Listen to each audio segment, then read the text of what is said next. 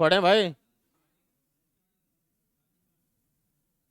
हम टॉपिक पढ़ रहे हैं उत्तराखंड की मिट्टियाँ। ठीक। और कौन सी मिट्टी कैसे बनी, किस प्रकार की है, उसी क्या विशेषता है, जरा ये देखो एक बार।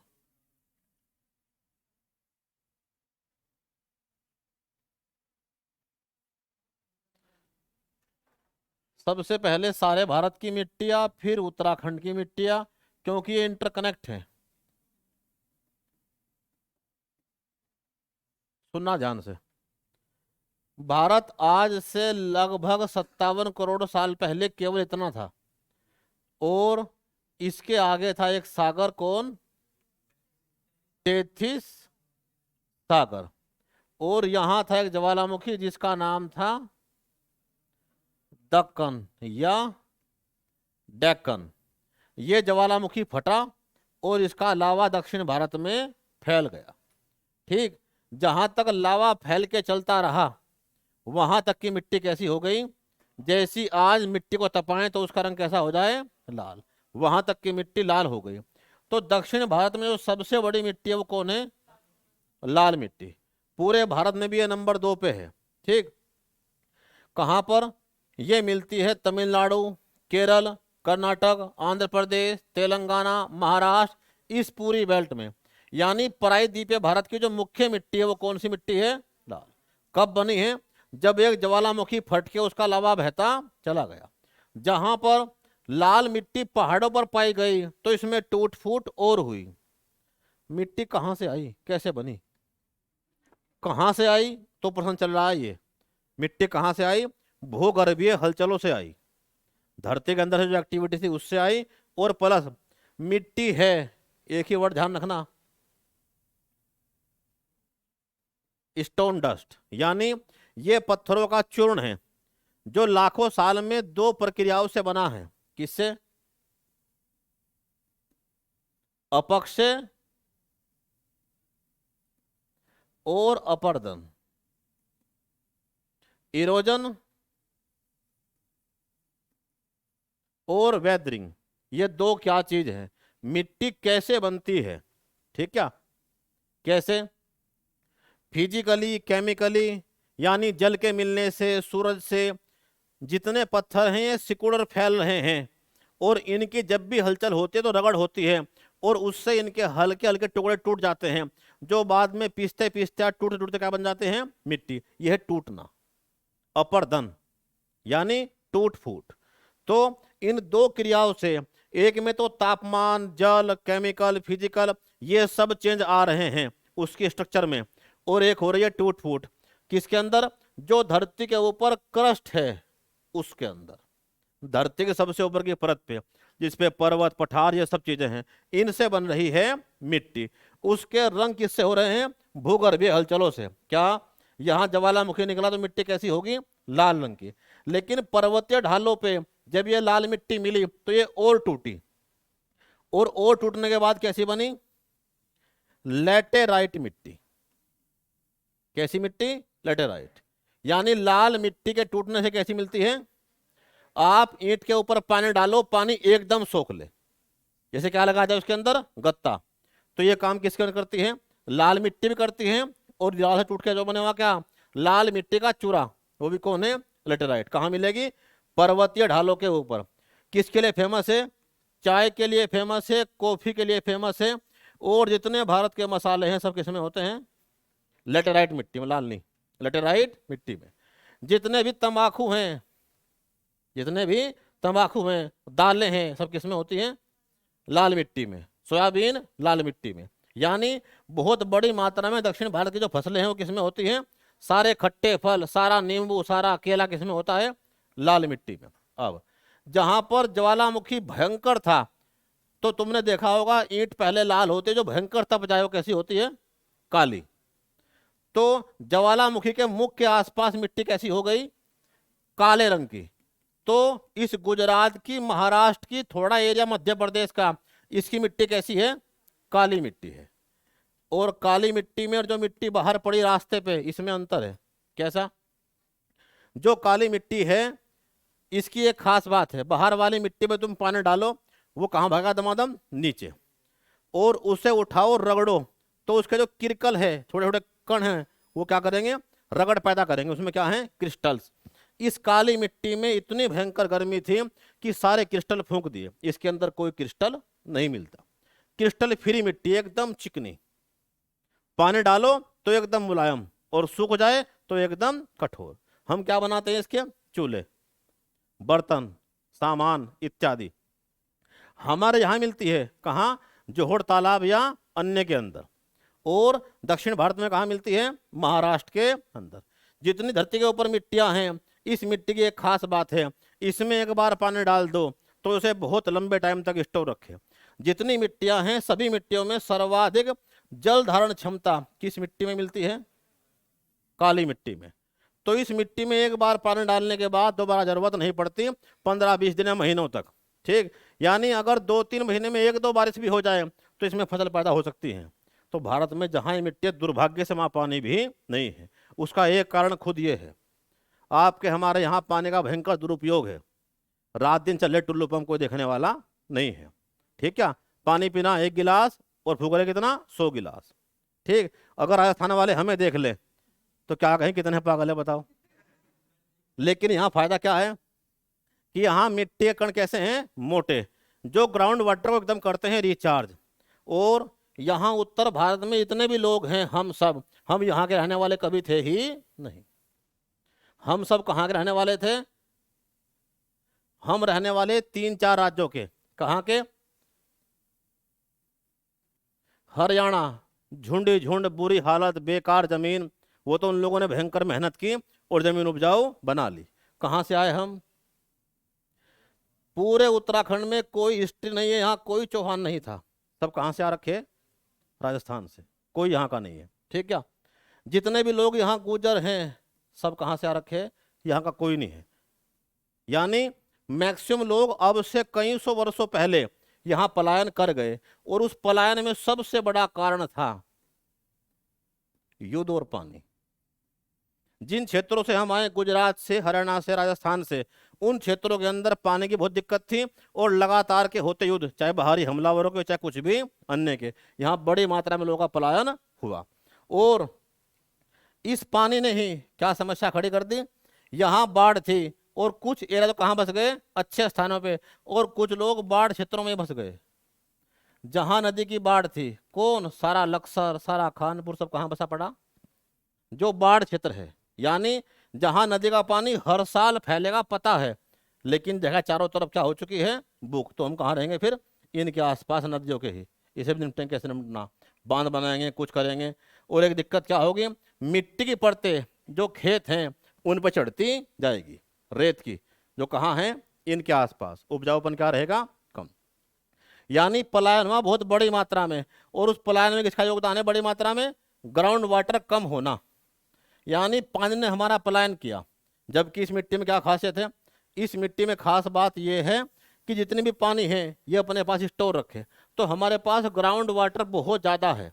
और भारत में ऐसे 2 ही बड़े अकाल पड़े हैं, एक 1942 का और एक 1958 का, जिसने 1 लाख तो लोग मार दिए, कई लाख मार दिए मवेशी, और बहुत बड़ी मात्रा में पलायन किया। 3 से 5 साल तक बारिश ही नहीं हुई, और जो हुई वो नाम मात्र के थे, उससे कोई फायदा नहीं हुआ। यानी ये अकाल कहाँ आए थे?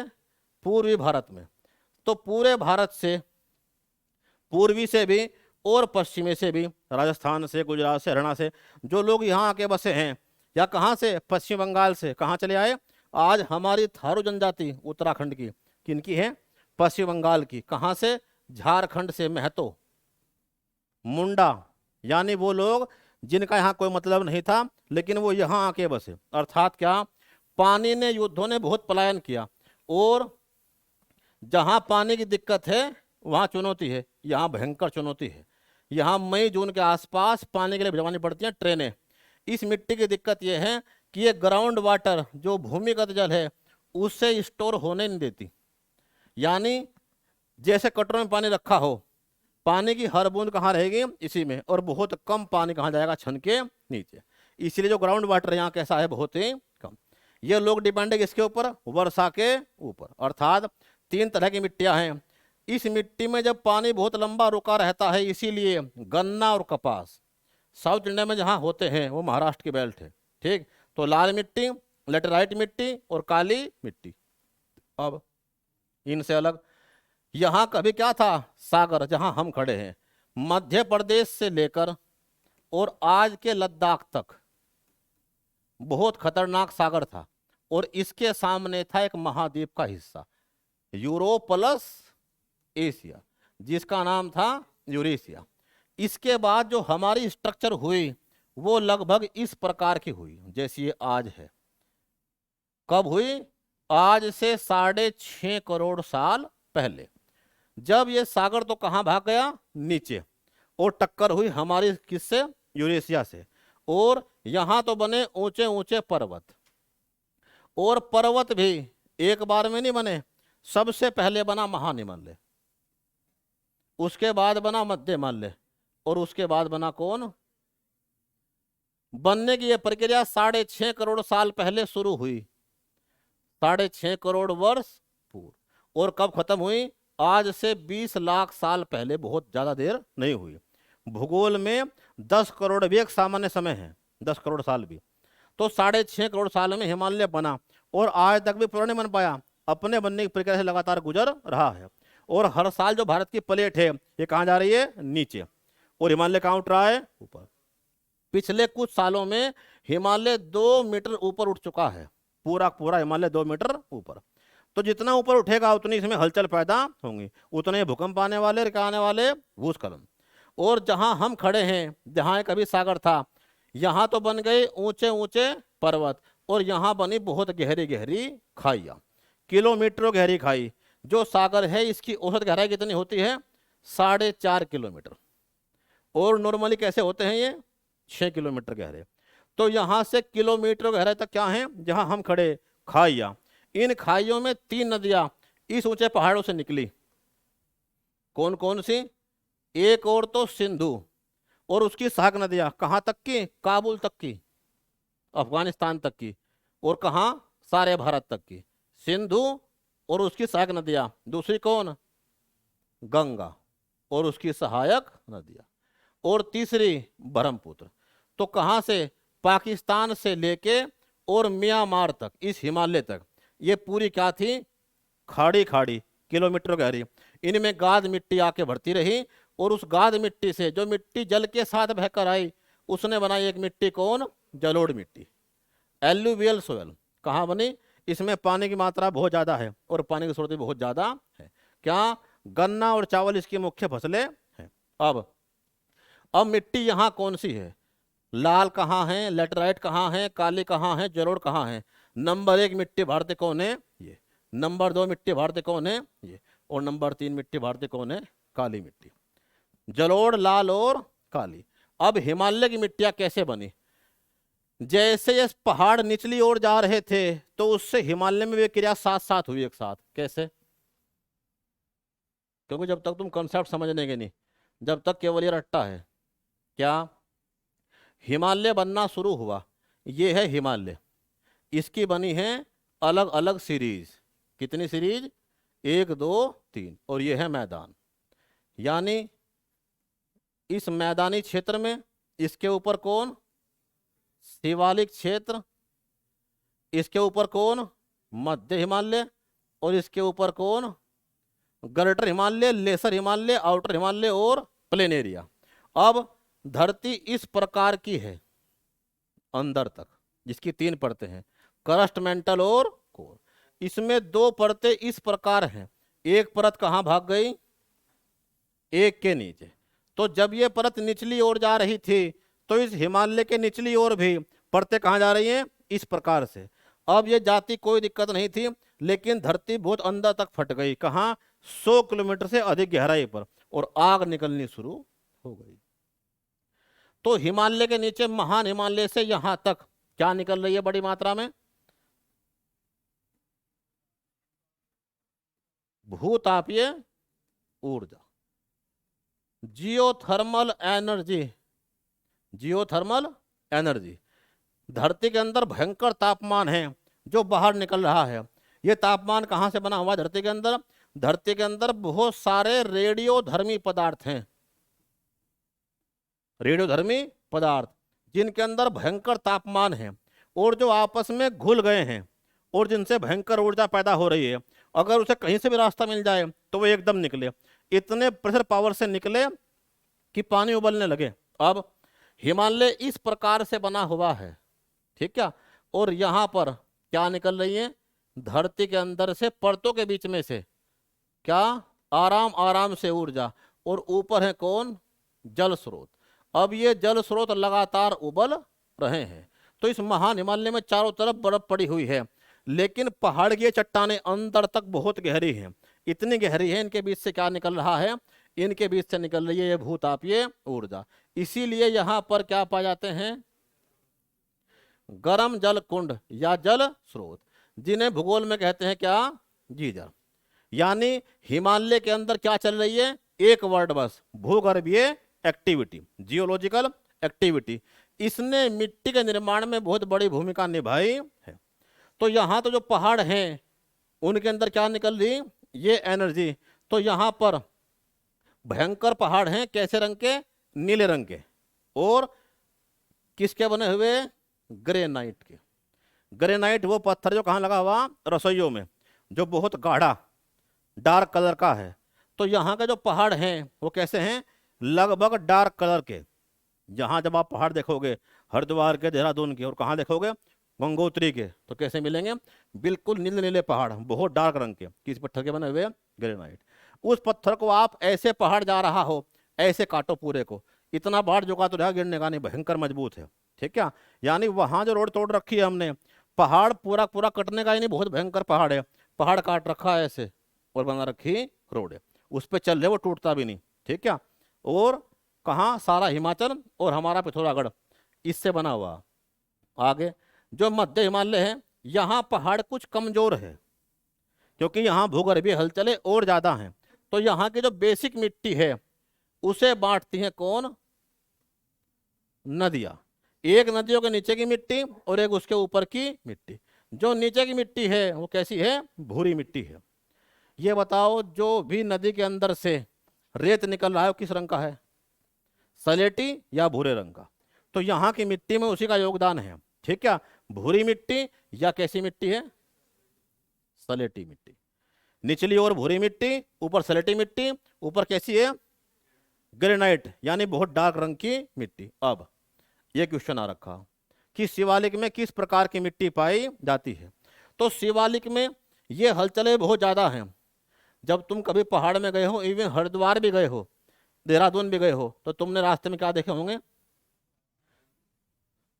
छोटे छोटे पत्थर, इतने बड़े से लेकर इतने बड़े बड़े तक। ऐसे गोल गोल पत्थर कहाँ से आए, नदियों के अंदर भागे फिर रहे हो पत्थर ऐसे करोड़ों, पूरे हिमालय के अंदर।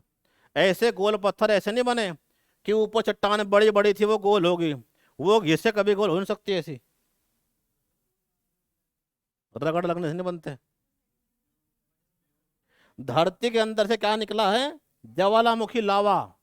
वो लावा हो गया मिट्टी के साथ मिक्स, और जब तुम इन पत्थरों को उठा कर देखोगे, छोटे या बड़े, सब में क्या मिलेंगे, लेयर सी, यानी आग और मिट्टी मिक्स हो गई है, आग और मिट्टी मिक्स हो गई है। इन्हें कहते हैं सैंडस्टोन। कैसे, रेत से बने हुए पत्थर हैं, यानी पत्थर और मिट्टी मिक्स हो गई। तो जब तुम सड़क के बराबर में चलते होंगे तो तुम सड़क को ध्यान से देखना में पत्थर पत्थर भरे पड़े, और वो पत्थर मिट्टी से साथ क्या हैं, जुड़े हुए हैं। जो पेड़ों के जड़े हैं उन्होंने रोक के रखे हुए हैं। जैसे ही बारिश हुई, कुछ ना कुछ मिट्टी निकली, वो पत्थर कहाँ चल पड़े, पानी के साथ नदियों तक। तो यहाँ क्या निकली है, ज्वालामुखी गतिविधि, जिससे बहुत से पत्थर यहाँ पैदा हुए हैं, ऐसे गोल गोल बड़े बड़े आकार के। अब इस शिवालिक वाले क्षेत्र में ये बताओ, ज्वालामुखी के अंदर सबसे बड़ी मात्रा में क्या होता है, लावा। किस रंग का होता है, ज्वालामुखी के अंदर सबसे बड़ी मात्रा में है सल्फर गंधक, और तुम इसे पटकाते रहते हो चोट मार के, ठीक है। किस रंग की है, ये बंदर भगाने वाला, कैसा, पीले रंग की, किलर। यानी भयंकर आवाज करती है, बंदर भगाने इत्यादि में काम आती है। तो गंधक है पीले रंग की, यहाँ की मिट्टी कैसी है? ऐसी पीली मिट्टी यहाँ नहीं है। जहां ज्वालामुखी क्रिया ज्यादा हुई होगी धरती के अंदर से और ज्वालामुखी वाले पदार्थ निकले होंगे, वहां कैसी मिट्टी मिलेगी? पीली। अब किसी ने कहा ज्वालामुखी के द्वारा जब सामान निकलता है लावा तो वो सामानों को पकाता है और रंग कैसा होता है? लाल। तो यहां कैसी मिट्टी मिलती है? लाल मिट्टी। अब कुछ चट्टान ऐसी थी जो आज से करोड़ों साल पहले जलना शुरू हुई थी, जल गई थी, लेकिन पूरी जल के राख नहीं हो पाई थी। उनकी राख जैसा चूर्ण आज भी इस्तेमाल करते हैं हम। ये क्या? चूना। यानी बड़ी मात्रा में जो लाइम स्टोन है, चूना पत्थर, चूना पत्थर जिससे हम कर रहे हैं कली, उस पत्थर को तुम आज भी लाओ और कहां डाल दो? पानी में, वो आज भी गैसें छोड़े। यानी करोड़ों साल बाद भी उसके अंदर कितनी ऊष्मा भरी पड़ी है कि आज भी अगर गीला चूना तुम किसी के बिना बुझा हुआ बांध दो तो फूंक देगा। ठीक है? यानी वो किस रंग का है? भूरे रंग का। तो कैसी मिट्टी मिलती है यहां पे? तो शिवालिक में कैसी मिट्टी है? लाल, भूरी, पीली मिट्टी मिलती है। और कहीं पर भी दो सामान सुनना ध्यान से, ऐसा उत्तराखंड में बस एक ही एरिया है जहां पर क्या? क्वार्ट्स, बारीक बारीक क्रिस्टल, ये प्लस क्या? कोयला, बिल्कुल काली मिट्टी, कोयला, और प्लस लोह अयस्क जिसमें लोहा बड़ी मात्रा में है। ये तीनों चीज कहां मिलती हैं? भीमताल, जनपद नैनीताल। ये तीनों मिट्टी केवल और केवल वहीं मिलती है और स्थानों पे नहीं मिलती। अब इसी शिवालिक में जिन स्थानों पे ज्वालामुखी के द्वारा ये सब क्रियाएं हुई हैं और ऐसी मिट्टी बनती है और ऐसे पत्थर निकले हैं, उन्हें आज हम जहां भी ये चूना पत्थर है इसका इस्तेमाल कहाँ करते हैं? हम सीमेंट में। पूरे उत्तराखंड की सबसे बड़ी सीमेंट बेल्ट कहाँ है? मद्रासू। कहाँ पर? मसूरी और देहरादून के बीच का एरिया। वहीं पर ही क्या मिलेगा? संगमरमर। ये जो गोल गोल पत्थर हैं ये किसी काम के नहीं है, घरों में लगाने के लिए। किस काम के? इन्हें हम कोटते पीसते हैं, क्या करते हैं? स्टोन क्रशर के अंदर क्रश, और क्या करते हैं? बजरी के रूप में इस्तेमाल, क्योंकि बहुत मजबूत है। लेकिन एक पत्थर है कैसा? संगमरमर। संगमरमर ये कहाँ मिलता है? ये भी मिलता है इसी बेल्ट में ही। यानी जहां पूरा पूरा भयंकर ज्वालामुखी निकला और ऐसे पत्थरों की पूरी ठोस बेल्ट बन गई, और वो ठोस बेल्ट कहाँ है? धरती के अंदर। धरती के दबाव ने उसे कंप्रेस कर दिया। धरती के अंदर थी तो गर्मी ने उसे सब निकाल दी। अब इन पत्थरों को तुम लाओ और घिसो, ये कभी का नहीं होने वाले चिकने, लेकिन उस पत्थर के अंदर से अशुद्धि सब निकल गई और क्या हो गया? कंप्रेस। तो बहुत ठोस, बहुत मजबूत, घिसते एकदम चिकना। क्या नाम है? मार्बल। वो भी कहाँ मिलेगा? यानी दो बातें अगर तुम समझ गए तो एक साथ चलती हैं हमेशा, मिट्टी और खनिज, सोयल और मिनरल। यानी अब जो खनिज है सबसे बड़ी मात्रा में कौन सा? चाहे जिप्सम हो, ये पीओपी वाला, चाहे चूना पत्थर हो, चाहे संगमरमर हो, सारे कहाँ मिलेंगे? शिवालिक में। अभी सवाल आ रखा था लोअर पीसीएस में कि चंडोक और पिथौरागढ़ में इन चार में से कौन सा खनिज मिलता है? तो एक खनिज बहुत विशेष है जो पूरे भारत में सर्वाधिक केवल कहाँ है? उत्तराखंड में ही। और वो कहाँ है? मध्य हिमालय में। इसकी बात तो कर ली।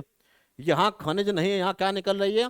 यहाँ तो ठोस चट्टाने, ग्रेनाइट है, और क्या है?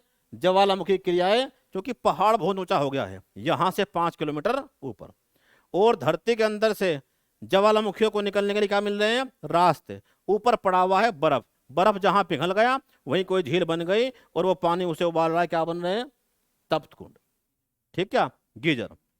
अब जो मध्य हिमालय है इसमें भी ज्वालामुखी क्रियाएं हुई हैं और इससे एक धातु बनी है, एक खनिज बना है अलग ही बहुत। आपने देखा होगा कुछ चीजें ऐसी हैं जिनका गलनांक बहुत ज्यादा है, जैसे सोना, जैसे चांदी, जैसे लोहा। कुछ धातुएं ऐसी हैं जो बहुत कम तापमान पे गलती नहीं है, उन्हें बहुत अधिक तापमान चाहिए। ऐसे प्रैक्टिकल आपने कर रखे हैं क्लास 9-10 के अंदर, जहाँ क्या है? क्रूसिबल, सफेद सफेद सा आइटम, उसमें कुछ भी गिरो पका लो, उसे कुछ नहीं होता। तो वो सामान कहाँ है? मध्य हिमालय में। एक खनिज है, ये सवाल था लोअर पीसेस में, मैग्नेसाइट, जो विशेष है और केवल कहाँ मिलता है बड़ी मात्रा में? उत्तर भारत में, चमोली में। उसके बाद कहाँ? पिथौरागढ़ में। ठीक है, यानी मैग्नेसाइट, इसका इस्तेमाल होता है किसमें? अधिक तापमान सहन करने वाले पदार्थों में, जैसे भट्टियों में। कौन सी? परमाणु भट्टी, जिसमें तापमान हो रखा कई हजार डिग्री और भट्टी है सुरक्षित, यानी परमाणु भट्टी, अलग अलग सामान गलाने वाली भट्टी, फर्नेस। यहां एक विशेष चीज है, तुमने कहा बड़ी मात्रा में क्या निकल रहा है? ज्वालामुखी। गंधक वो किस रंग का है? पीले। तो यहां पे क्या मिलते हैं? गंधक के जल स्रोत। तुमने नाम सुना सहस्त्र। अब गंधक हमारी बॉडी के लिए बहुत अच्छी है।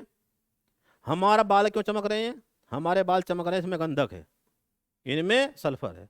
हमारी त्वचा अगर चमक रही है, इसमें क्या है? सल्फर है। अभी गर्म पानी डालो एकदम सूखी, बालों में गर्म पानी डाला एकदम बेजान, सल्फर तुरंत निकल गई।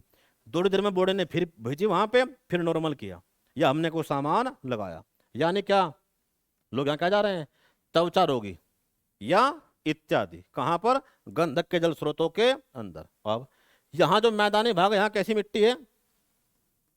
जल के साथ बहकर आई हुई मिट्टी, एल्यूवियल सोयल, जलोढ़ मिट्टी।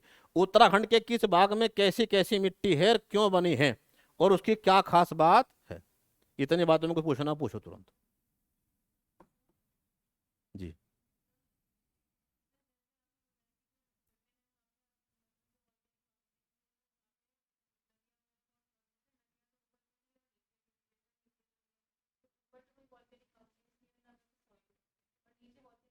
बिल्कुल, अब तुम पूछो तो मैं बताऊं, ये तो कुछ पूछते ही नहीं है। नहीं,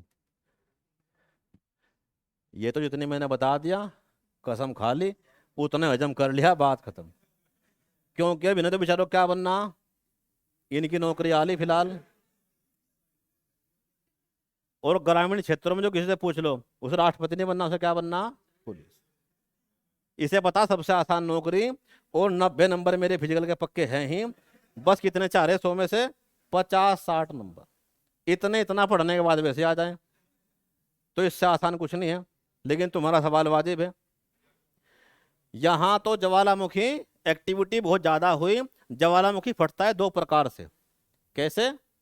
एक तो सेंट्रली इरप्ट, सेंट्रली इरप्ट, पूरे अंदर की ऊर्जा एक केंद्र पे इकट्ठा हो गई है, केंद्र की कैप लगी हुई है, और अंदर गैस इकट्ठा हो गई है। एक दिन भयंकर प्रेशर बना लावे का और गैसों का, और पूरा विस्फोट के साथ। कितना भयंकर विस्फोट? कई किलोमीटर ऊपर तक लावा गया और राख। ठीक, और ये क्रम चलता रहा, क्योंकि अंदर कैसी है? भयानक ऊर्जा है। वो बाहर जब तक ना निकले, और इतनी कम से कम ना निकले जितनी इस एरिया में हो, तब तक इरप्शन रुकने का ही नहीं। जब भयंकर विस्फोट होते हैं वो ऐसे होते हैं। कहाँ हो गए? पीछे ही एक देश में, साउथ अमेरिका में, ग्वाटेमाला। देश सो रहा था शाम के, रात के 3 बजे, और भयंकर विस्फोट हुआ। भागने का टाइम दिया ही नहीं। आग के इतने भयंकर गोले, इसमें पत्थर पिघल जाए, उसमें आदमी बचने का मतलब ही नहीं है। कई 100 आदमी मार दिए। एक होता है क्या? फिशर इरप्शन, इंग्लिश का वर्ड है फिशर इरप्शन, यानी दरारी उद्भेदन। ज्वालामुखीय या भूतापीय ऊर्जा एक साथ इकट्ठी निकल नहीं रही। अब ये सारा हिमालय एक होता पूरा पूरा, तो निकलती एक साथ। जैसा कहाँ है? जिस चीज में हिमालय की या ऐसे पर्वतों की अलग अलग सीरीज होंगी, एक सीरीज थी यहां से निकल रही थी, अगली एक और आली इसके ऊपर, उसने और रोक जैसे। तो अब इसके अंदर दरारें हैं। अब इसके अंदर क्या है? दरारें हैं। कोई यहां से निकल रहा है, कोई यहां से, कोई यहां से, ऐसे करके उसे निकलने का पूरा रास्ता नहीं मिल रहा। इसीलिए यहाँ क्या नहीं बन पाए? यहाँ कोई ज्वालामुखी पर्वत नहीं बन पाए। बताओ कहाँ बने? अंडमान में नहीं है। अब ये सवाल आपके लेवल का है नहीं, ये बता सके, ये तैयारी कर रही है इसकी। पूरे वर्ल्ड में जो तुमने पूछा ऐसे पर्वत भी बने, और वो दुनिया के सबसे ऊंचे पर्वत हैं। कहाँ पर? साउथ अमेरिका, ओजस डेल सलाडो, ओजस डेल सलाडो। कौन? कोटोपैक्सी। दुनिया के सबसे ऊंचे पर्वत हैं। बिल्कुल कहाँ हैं? ज्वालामुखी है पर्वतों के बीच में, एंडीज पर्वतमाला के बीच, वहां निकलने की पर्याप्त जगह मिली, क्योंकि सीरीज बहुत छोटी है, सीरीज बहुत छोटी है, केवल कोस्ट के बराबर बराबर है। ठीक, तो उत्तराखंड में कौन सी मिट्टी कहां से आई, इतनी बात में कोई दिक्कत हो तो बता दो तुरंत एकदम। ठीक, अब ये बताओ कल आओगे या 3 तारीख को आओगे? कल आना चाह रहे हैं? चलो, क्योंकि पिछले 2 दिन से मैं काम में लगा पड़ा, मेरे पास किताबें हो रखी है 1 ट्रक, और 8-10 घंटे हो लिए वो फिल्टर करके जो उसमें से बेकार है फेंकनी। तुम्हें किसी को जरूरत है यहाँ दे दूंगा ला के, तुम ले जाना। ठीक है, और जो मेरे मतलब की है वो मैंने रख ली, तो उसमें मुझे टाइम चाहिए 1 दिन का और, तो हो सकता है कल क्लास ना हो, मैं तुम्हें बता दूंगा, क्योंकि रात बज गई 11 इस चक्कर में ही। क्लियर? तो बस कल ना आके सीधा कब आओ, 3 तारीख को, मैं भी अपना काम निपटा दूंगा। ठीक है, नहीं इतना फार्म भर लो अपना, लिख रखा बाकायदा उसने, 3 ही चीज है बस उसने कहा, सामान्य ज्ञान, सामान्य अध्ययन और हिंदी, और उसने साफ खोल दिया सामान्य अध्ययन का मतलब है उत्तराखंड, यानी वही क्वेश्चन है 40, 40 और 20, यूके, जीएस और हिंदी। और खतरा एक और बात का हो चुका, कि जो एसआई है कहीं उसका सिलेबस भी यही ना हो, क्योंकि आयोग ने कहा पेपर वहां भी 100 नंबर का लेंगे हम, और 100 नंबर का पैटर्न ये है, तो 100 नंबर का आना सब कुछ, वो सिलेबस शायद हफ्ते भर में वो दे दे, और अगर ये आ गया तो तुमसे बेनिफिट किसी को फालतू होने का ही नहीं, क्योंकि मैथ का भी खेल खत्म और रीजनिंग का भी काम खत्म। रीजनिंग तो इस वाले पैटर्न में केवल आती है 5 नंबर की, इसमें 2-4 क्वेश्चन आते हैं रीजनिंग के, क्वेश्चन आते हैं 2-3 आते हैं कंप्यूटर के बस। लिखो लिखो,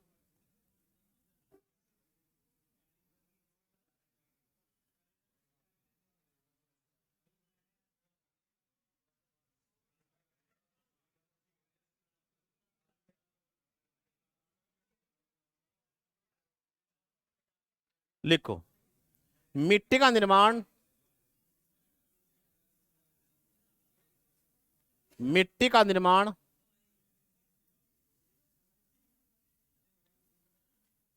सैलो के, मिट्टी का निर्माण सैलो के अपर्दन और अपक्षय, सैलो के अपर्दन व अपक्षय, वेदरिंग एंड इरोजन से हुआ है।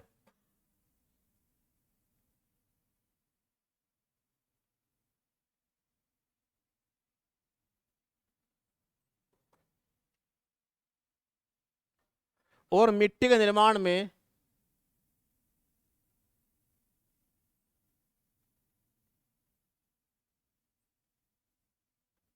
5 तत्व सक्रिय भूमिका निभाते हैं, मिट्टी के निर्माण में 5 तत्व सक्रिय भूमिका निभाते हैं।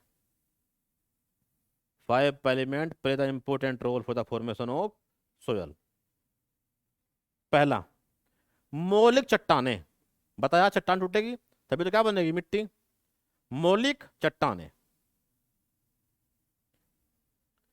मौलिक चट्टानें। सेकंड, जलवायु, सेकंड जलवायु। तीसरा, वनस्पति, वहां वन है नहीं है, रेगिस्तान में वन है ही नहीं तो वहां मिट्टी भी अलग तरह की है, वनस्पति। चौथा, भूगर्भ या धरातल, धरती के अंदर, धरती के ऊपर, भूगर्भ या धरातल, सरफेस और इंटरनल अर्थ। और पांचवा, समय अवधि, टाइम पीरियड, यानी मिट्टी बनने में टाइम लगता है, समय अवधि।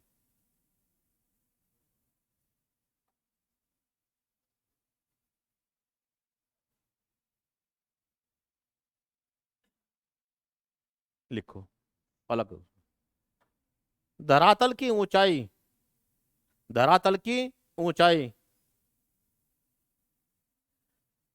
धरातल की ऊंचाई, जलवायु और ढाल। धरातल की ऊंचाई, जलवायु और ढाल। Height, climate and slope, height, climate and slope of surface. ढाल, मिट्टी को प्रभावित करती है। धरातल की ऊंचाई, जलवायु और ढाल मिट्टी को प्रभावित करती है। मिट्टी का उपजाऊपन अलग से, मिट्टी का उपजाऊपन उसमें पाए जाने वाले ह्यूमस, क्या वर्ड है, ह्यूमस की मात्रा पर निर्भर करता है। The fertility of soil depend on the quantity of humus, करता है।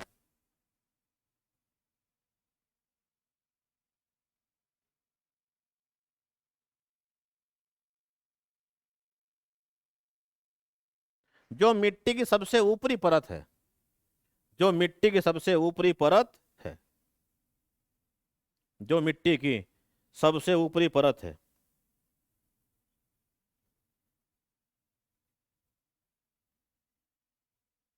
अब हम हरी खाद डालते हैं, गोबर वाली खाद डालते हैं ताकि ये ह्यूमस और बड़ी मात्रा में हो जाए। किसी मिट्टी का अधिक उपजाऊपन, अधिक पैदावार कब देगी मिट्टी, जब उसमें क्या खास बात होगी, ये ज्यादा होगा। इसके अंदर क्या चीज है जी, इसके अंदर क्या चीज है। मिट्टी कहीं बहुत भयंकर उपजाऊ है, हमारे वाली मिट्टी बहुत बढ़िया है, तुम कहीं कुछ भी डाल दो एकदम चालू हो जाए।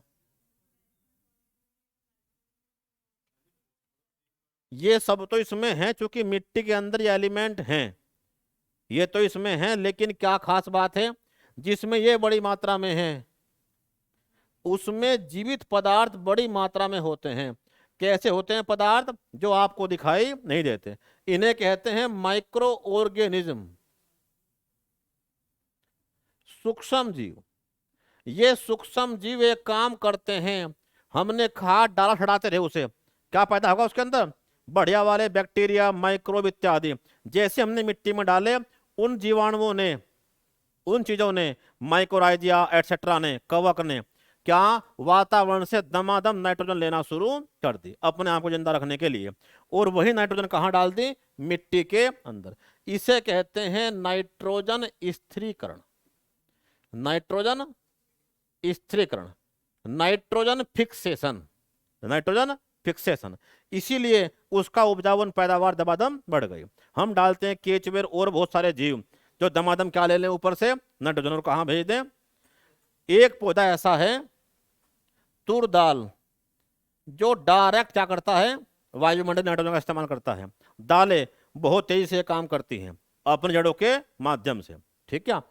अब जरा चित्र बना दो, और अगली क्लास इसके बाद उत्तराखंड की 3 में, और अब पढ़ते हैं इकोनॉमी। ये बनाओ, महान हिमालय, यहां मिट्टियों का विकास नहीं हुआ है। चित्र बनाओ जरा एक बार ये, और मैं लिखवा रहा, महान हिमालय, यहां मिट्टियों का विकास नहीं हुआ है।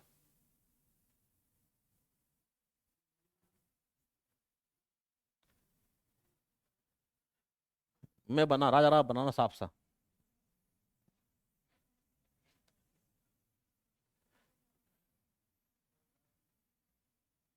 महान हिमालय, मिट्टी का विकास नहीं हो पाया। इसी महान हिमालय की एक पट्टी है जिसका नाम है बुग्याल, इसमें मिट्टी का विकास हो पाया। कैसी मिट्टी है ये अंतर्राष्ट्रीय नाम है इसका चरनोजम मिट्टी, या काली मिट्टी, या पर्वतीय मिट्टी। पर्वतीय मिट्टी भी इसे कहते हैं, पर्वतीय मिट्टी या चारागाहीय मिट्टी, चारागाहीय मिट्टी। कहाँ? बुग्यालों में, जो हरे घास के मैदान हैं और वनों के ऊपर मिलते हैं। मध्य हिमालय में मिट्टी का विभाजन करती हैं कौन? नदियां। ठीक, अर्थात पानी। इनके ऊपर मिले कैसी मिट्टी? सलेटी। नीचे कैसी मिलेगी? भूरी मिट्टी। शिवालिक की मिट्टी है, अभी तुमने पढ़ा, लाल, भूरी और पीली। ये रंग कहां से आए वो तुमने देख लिया। ठीक। और मैदानी भागों की मिट्टी मिलती है किस प्रकार की? जलोढ़ मिट्टी, एल्यूवियल सोयल। और इसमें भी जो हमारी मिट्टी है उधम सिंह नगर की, हरिद्वार की, वो कैसी मिट्टी है? दोमट मिट्टी, लोम सोयल। लोम सोयल। ये बनाओ, पढ़ते इकोनॉमी। अब आ जरा, अब इन सब के बारे में लिखना हमें, हर चीज के। अभी तो खाली नाम लिखे इनके। मिट्टी, फसलें कौन सी होती हैं, इनकी क्या खास बात है, इनमें क्या मिलता है क्या नहीं मिलता।